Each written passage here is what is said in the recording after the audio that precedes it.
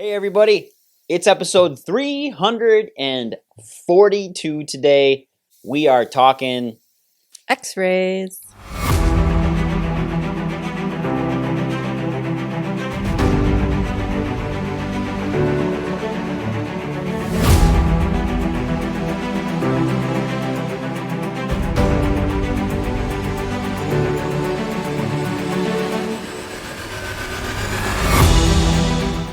Hey everybody, welcome back to the Prime Podcast. I'm your host, Dr. Skip Weiss. As always, I have the beautiful, gorgeous Dr. Julie Weiss with me today. Thanks. You are cheated out head to toe. Well, they can't see my You got shoes. it in 3 spots. Feet, wrists, ears, who else knows where.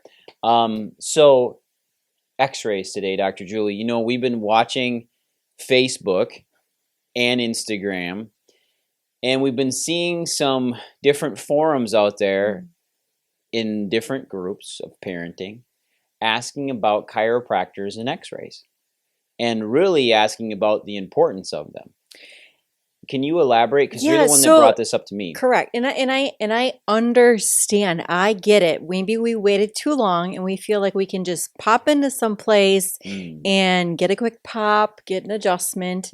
But I just want to put this into perspective that for chiropractic schooling, we have X-ray technique. So taking X-rays, studying X-rays, like understanding. So it's super important for what we do, and it's part of our licensure. So, correct. Foundational. And so the reason why I think for this podcast today is there are people that usually the conversation starts, I need to see a chiropractor, but I don't want to see one that takes X-rays or that requires X-rays to be seen. And it makes me scratch my head and I get concerned of, okay, are we not doing a good job of educating the importance of X-rays? What other people in the profession are saying that it's not needed. And there's been conversations of, well, I used to work for a chiropractor and they're not necessary. Correct. Which is really alarming. Yeah, it's alarming. Now I'm really alarmed. In fact, I'm not real happy about what you just said. Number one, it's a standard of care. So if you're not taught it in school, then it's not a standard of care. It's a standard of care. X-rays are just as important as an exam. They're just as important as a neurological check with an insight or some sort of neurological imaging technology. And they are absolutely crucial to what we do. 2 things happened in 1895 that changed the world of healthcare. And I've talked about this before, but let's hit on this again. And it's because they go hand in hand. 1895, D.D. Palmer discovered chiropractic. And in 1895, Wilhelm Röntgen discovered X-ray.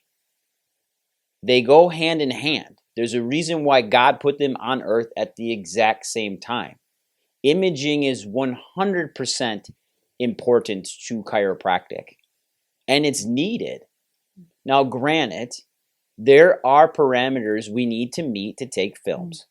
So to say that it's required to take films in chiropractic, no, but it's a standard of care. That's the key, because we don't take images on pregnant moms. Hopefully we have images before they're pregnant, or we get them shortly thereafter they have their baby. We don't take images on children under 3. If they're weight bearing, we have to have parameters to take a film. So we have to have differences. It's called P.A.R.T. And we have to have pain, asymmetry, range of motion, taut and tender fibers. All these different things going on that we find during our exam, which then clinically warrant us taking X-rays. But if we have all the findings of subluxation, which is still part of the P.A.R.T system, P.A.R.T system, X-rays are 100% warranted. And we need to really get that across as it being a basic standard of care. Just like doing a very good neurologically based exam is a standard of care. Well, I think that's the hiccup right there. Right? Because we know, like we've seen the patients that have been to other offices and they don't get an exam. No, they don't get an exam. They don't check for red flags. They're not checking to see, okay, should I not be doing this? Should I do this? Is this okay? And so that's where, again, of understanding where you're going and understanding what their requirements are, but really, what are their standards? Yeah. And we have, and like I've been in conversations this week, we have very high standards. Yeah, but in my mind, they're the minimum. Correct. And we expect a lot from our patients because we only want the best for our patients. Well, we're putting our name behind their care. We're putting our name, we're putting our expertise, we're putting the name of our college that we learned from behind us. All of our training and the different certifications are behind our name. But we don't take that lightly at all. And when we're not shooting images and x-rays and actually seeing what's going on with the spine, remember, what's going on with your spine is a compensation adaptive change. So if your posture has changed, I need to know why. If things on the outside are looking off, then there must be something going on the inside that's caused the outside to show up. And if your musculature has changed shape, if we've got a curve going on in your spine that we can see visually from the outside, your posture's not good, your shoulder blades don't line up, your hip bones don't line up, your neck doesn't sit over the middle of your spine, both from the side and from the front. Like, these are all signs that we have massive change in asymmetry. Wouldn't you want to know where? If I'm going to physically adjust and move the vertebra of your spine, which houses the most important thing to your body, which is your nervous system, your central nervous system, which is your spinal cord and your brainstem and your brain, you might want to know what's going on there. And know, okay, and when we're in radiology classes at school, they go to the extreme, like adjusting somebody and not knowing what's going on and it being like a cancerous area, and we get a fracture of the bones. Or we have a bone that's actually sitting too far forward. You cannot tell that externally. You have to have an image to see if a vertebra is sitting too far forward in the back and there's actually maybe an old fracture or an old injury. Why in the world would we want to push on that area, make it go forward instead of backwards? There's alignment issues. There's the propensity of things going on in the upper cervical spine, which everybody talks about, the stroke thing. But more importantly is to understand what the upper cervical spine, the upper neck, where your skull connects to your neck, like what that structurally looks like. And then how do we go about then from that deriving safe forms of care to adjust? Because if I look at an x-ray and I see that the vertebra isn't in the right position and isn't going to support a rotational adjustment, I'm not going to do a rotational adjustment. If it's sitting too far forward, I'm not going to push it from back to front. I might have to figure out how to move that thing from the front side to get it to go back. I have to look at the alignment of it. I have to see what those vertebrae are sitting. I have to look and see, is your pelvis, like, why is it orientated the way it is? Could we have a possible fusion going on already that would then show me that your pelvis is going to move completely different than somebody else that doesn't have fusion going on, where those bones have become one when they're supposed to be two? Do we have extra vertebra on our back? Do we have extra vertebra in our neck? And that's just the basics of understanding what's going on, let alone reading it for cancer and tumors and fracture and all of these other things going on in your soft tissue that we need to hold space for and understand. And a lot of the times what happens is doctors get lazy and they don't want to take that extra approach with your health and make sure that everything's okay. Because I've caught cancer on x-rays. We've caught fracture that got missed. I've got a patient right now that was in an automobile accident that was in the ER and they missed the separation in his shoulder. Aneurysms, like there's another thing too in the soft tissue. So as you get a little bit older as an adult, you have a propensity for your abdominal aorta, which provides all of the blood to your body, okay, going below your heart. Your aorta puts it out everywhere. Your abdominal aorta splits off, causes a bifurcation, creates two arms, and goes down into your legs. At that split point, as you get older, you can start getting what's called turbulence in that area where your blood's not flowing correctly, and it starts causing an outpouching in that muscle because your aorta is a muscle, and that then starts to get weak and it starts to bulge out. This is called an aneurysm. If that aneurysm is bigger than a certain number on X-ray, you are not clinically indicated to be able to be adjusted with certain techniques, because we could cause a serious problem. And that's across the board. Medically, chiropractically, physical therapy, they all need to know what's going on. And I know I'm talking a lot, but I'm super passionate about this, because this stuff gets put by the wayside. And then here's the thing. Then you get the horror stories of people getting hurt in different professions, whether it's us medically, it doesn't matter. They get hurt. And then they say, okay, is that on the chiropractor or is it on the attending physician, right? It is, because they didn't do the standard of care that they're supposed to have.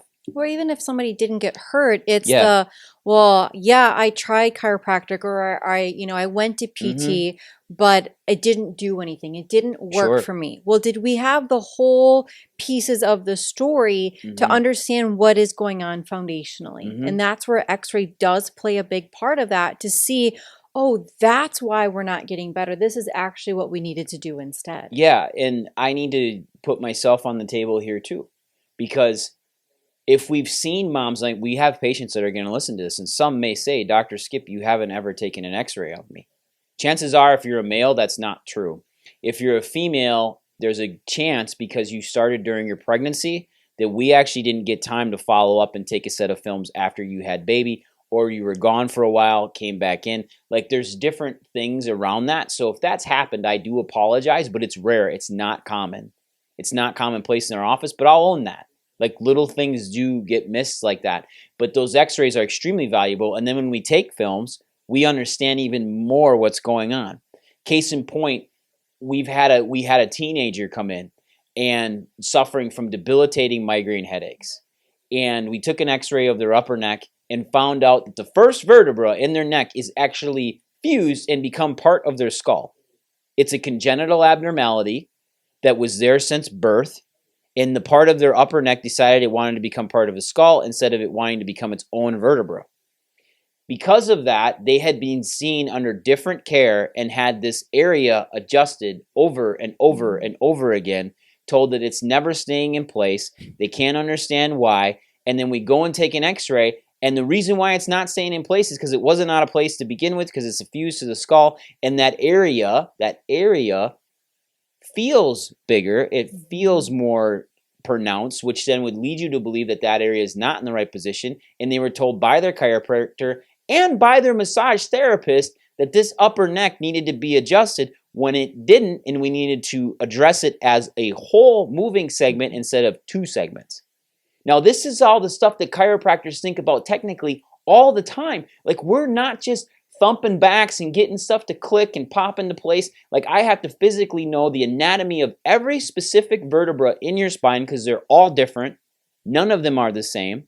How they line up, how they sit in orientation, where they're sitting when you're laying down versus sitting up versus being on your back.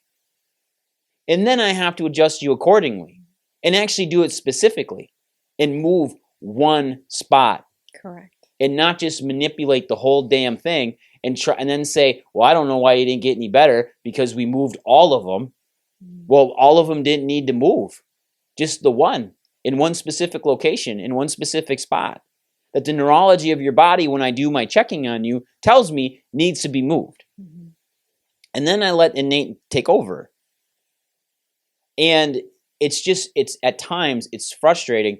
But this is the nuances that go into taking X-rays. And then if I practice a certain technique, like let's say I practice Gonstead, like, so we have some of the best Gonstead chiropractors in the absolute world living like right down the street. Dr. Dan Lyons is right down the street. He teaches this technique worldwide. He's going to take an X-ray on everybody that comes in because it's a standard of care. And he does it so he knows how to adjust the patient. And there's a whole analysis that goes behind that too, chiropractically related. Like, it's a standard of care. Upper cervical chiropractors that specifically just adjust the upper neck. And that's two bones. Two bones. The first and the second. And maybe they check your skull. So maybe 3 areas. And they take X-rays from every direction.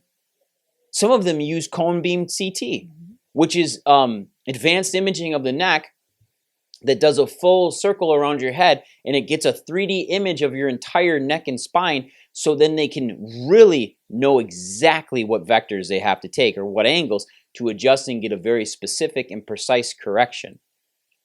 So I'm going to tell you right now, and I don't care, if you're there and you're getting care and they've never taken an image of your spine, you're not getting the standard of care you're supposed to have, because it's not being taught. You're not getting what's fully taught at the school. It's like you ordered a cheeseburger and you didn't get the cheese, right? You're missing out. Yes. And what those doctors do not understand is that if they do not practice the standard of care for which they are taught in school, their school will not stand behind them if something happens. That right there is something that every one of you out there in my profession that does not take X-rays needs to understand. That if you're not following what you're taught, the institution that taught you will not stand behind you. And that's not okay. And I think that's the concern, that some doctors maybe like they don't have the technology, right? Okay. So that you have to refer out to get that, right? But you still have to get that imaging. But you have it, but then you don't want to read your own films because you're afraid to miss something. That's why there's specialists that you can then send those films to read it.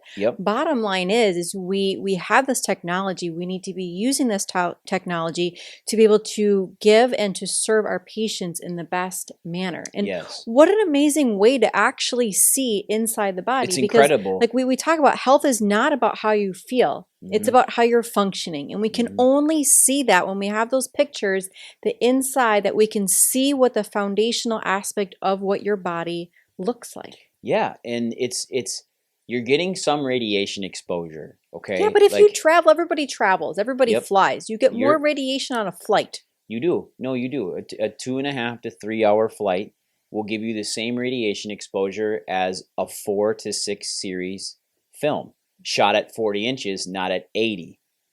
So we shoot everything in our office at 72 to 80 inches because it decreases the radiation exposure and the exposure time to you. So we understand the physics behind it to keep it extremely safe. But you are 100% correct. Like, we're getting more in background radiation than we are most of the time when we're getting plain films done. And to be quite transparent, it's the cheapest form of imaging you can have. It's cheaper than ultrasound. And it gives us almost instant, within minutes, feedback and information that is absolutely vital to care. And we have had so many patients come in that we've taken X-rays on and we haven't adjusted because I see bone growth where there shouldn't be bone growth. I see areas that look like they could be problematic, that I'm sending them to the MD with the X-ray saying, we need to look at this spot. I just found this. We need to look at a second opinion. Do we need an ultrasound? Do we need advanced imaging, which are MRIs and CTs and ultrasounds, and actually make sure that the underlying issues that are going on with the patient, what's the true cause of it? If you're having as an adult, if you're a little bit older, like in your upper 40s to 50s, and you're having extreme low back pain and abdominal pain, and we don't see anything on X-ray or an ultrasound, we're good. But if we see something on film, I know myself, I wouldn't want to be working on that area until I know it's safe to take care of you. This is just standard. And that, like, to me, it's normal to do this stuff and not abnormal. And I would specifically ask, if you're in an office that's never taken an X-ray of you, ask, why have you ever thought about taking films of me? Why don't I have images of my back? And if they say, well, it's not needed, it's needed. Ask why. I guess it's the curiosity, because I always ask why. We practice a standard of care that we would want for our children, what we would want personally. So that's a disservice for us to offer something less to our patients. Correct. And yes, we have clinical rationale as to why we're taking that film. It is not a standard of care for you to just show up and they take an X-ray of you. There has to be a reason why and why we're doing it. I will tell you that 90 to 99% of the time, the reasons why we need to adjust you are the same exact reasons why we need to be taking a film of you. 100%. But there are times where we will not need them depending on what's going on. But I want to get them as soon as I can. And I think what people need to also understand is that, right, like when we take those x-rays, it's just a snippet in time. It's just a picture like right here where we are today. And where you are today is probably much different than where you were a year ago, 3 years ago, 5 years ago. So all you that are sitting on those x-rays from 5 years ago that think that those justify and exactly what you look like now, they are so out of date. And so, I mean, those are good things to use to see, okay, how have you changed in the 5 years? But that is like basing care off of 5 years younger you. And to say that nothing has changed in your life, so much has changed. And so that's where we need those updates. We do. And it's for your safety. It's for me and you to be excellent at what we do and to see the changes. Because if you've been under care and we do progress exams and we take new films, we're going to see positive changes in the right direction. If there's a negative change, if something's moved in the wrong direction, I want to be able to see it, note it, and then go back to correcting what I need to correct or change to get the positive outcomes that we're looking for and not a negative response. It's so important. And to have a healthier patient is key, but it starts with the standard of care. You would never have surgery done in your body without some form of imaging before they do it, to know what they're doing when they get in there. They don't just explore around. They call it exploratory surgery, but they've had CTs of you. They've done MRIs of you. They've done ultrasounds. They've done imaging to know what's going on and how they use imaging to aid themselves when they're there. So why would it be any different if I'm going to actually move the bones that surround your nervous system through your soft tissue and say that it's okay? In my mind, you're rolling the dice a little bit. Maybe people like to gamble. Yeah, and this, I mean, if this ruffles some feathers, fine. Fine. I'm okay with that. Because it's a thought that every chiro has been faced with. They all went to school. They all learned how to take films. There's not a single chiropractic college in the United States that doesn't teach you imaging. How to read it, how to take it, and the safety and physics behind it so we understand it. But there's none of them that tell you that this isn't warranted, this isn't a standard of care. You need to know what's going on. And you need to understand why we are, and when to take them and when not to take them. And understand it. Some people are just, they're afraid. Others are just lazy. And if they don't have x-rays in their facility, they can refer to another imaging facility and get it done. We have people that come here just for their films and they take them elsewhere, which is just fine. And I think we have to also understand the way that we chiropractically take x-rays is how you live the majority of your life sitting, standing, versus within a medical facility, typically you're laying down. So we're going to get two completely different set of x-rays based upon what facility that you're going to. And that makes a difference. You're exactly right. You're exactly right.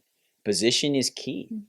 And to understand things, remember, chiros are looking for positioning. Besides pathology, we are looking for positioning and what your body has done to compensate to gravity over your lifetime. When you're getting other images taken in other facilities for other issues, they are looking for pathology. It's usually acute right? Pathology. You showed up there for a concern. So there's a little bit of reason why we take films, why the standard of care is the standard of care. And we don't deviate from the standard. And there's a lot of amazing chiros out there that don't deviate from the standard. But there's a lot that do. And we need to just understand and ask them why or why not. We just want the best for our patients, for our community. That's why we take x-rays. It is. So you know what? We can always get your close-up and we can always check your smile. Make sure you smile. We always see your teeth. And we will get to see what's going on inside and out, which helps your care even more. So you have anything else, Dr. Julie? It's a great time to talk about x-rays because it is October. It's skeleton month, right? So go out there. Have a great week, everyone. We'll see you all next week. Bye. Good episode.